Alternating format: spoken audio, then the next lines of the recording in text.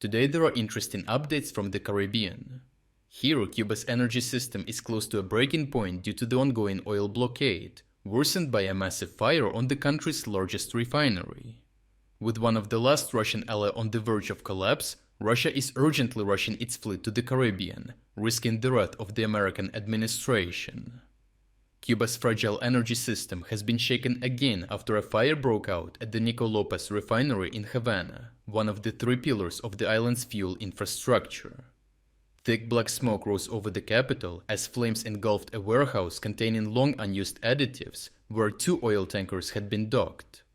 Officials insisted that the main storage tanks were not hit and no injuries were reported. However, the timing could hardly have been worse. Cuba is already facing a severe fuel shortage, and any serious damage that strikes the core of an already collapsing energy grid, with even a temporary disruption risk, could cascade outages and supply paralysis. The refinery fire intensified the oil squeeze, as Cuba relied on subsidized Venezuelan shipments for years at around 35,000 barrels per day, or almost 90% of the total import. However, those flows were disrupted after the capture of Nicolas Maduro by US forces last month, cutting a major lifeline to the Cuban government. Washington has also further tightened its long-standing embargo with new executive measures threatening tariffs on any country that supplies oil to Cuba. As such, Mexico, once a crucial exporter, halted shipments in early February 2026 under mounting American pressure. To ensure the blockade continues, a significant portion of the US Navy remains deployed in the Caribbean, monitoring and enforcing what officials describe as a quarantine on Cuba, with any tanker attempting delivery now risking inspection and seizure. The consequences are visible across the island, as blackouts have expanded nationwide as fuel stocks dwindle. Public transport has been cut, flights reduced, and government services severely disrupted, with, for example, only 44 of Havana's 106 garbage trucks being operational this month. Additionally, fuel shortages undermine agriculture and food distribution, and tourism, compounding inflation and peso instability. Hospitals operate with reduced staffing, schools and universities restrict hours, and public sector employees face shortened work weeks. Satellite imagery analyzed by independent observers shows large parts of Cuba darkened at night, reflecting electricity rationing on a national scale. Into this vacuum, Russia has signaled that it will send oil and petroleum products to Cuba as humanitarian aid. The Russian embassy in Havana announced that deliveries are expected soon, framing the move as emergency support amid an extraordinary situation, but whether these shipments will be sustained or symbolic remains unclear. Russian authorities have indicated they do not seek escalation with Washington, and there is open concern that tankers could be again seized en route. Yet Moscow's position will be treated as a provocation, as US officials have warned that foreign states supplying fuel to Cuba could face trade retaliation.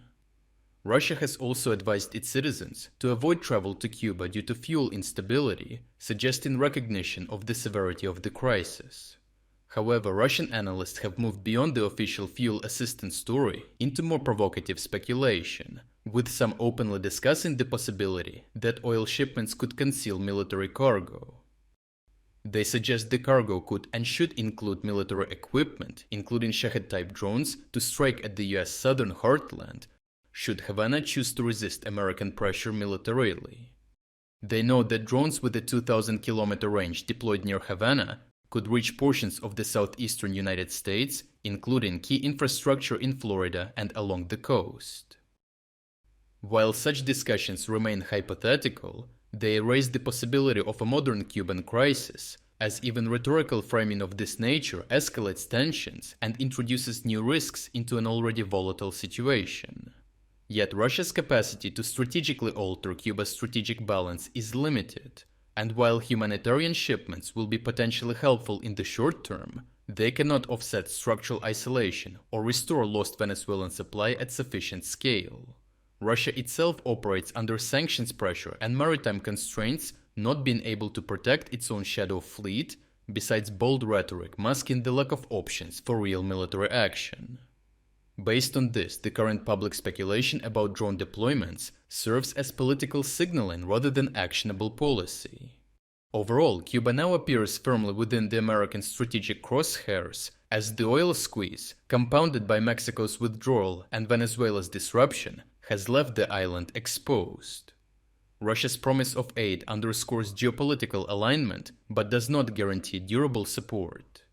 Speculation about military assistance heightens tension, but as with other strained alliances, Russia's rhetoric may outpace its capabilities.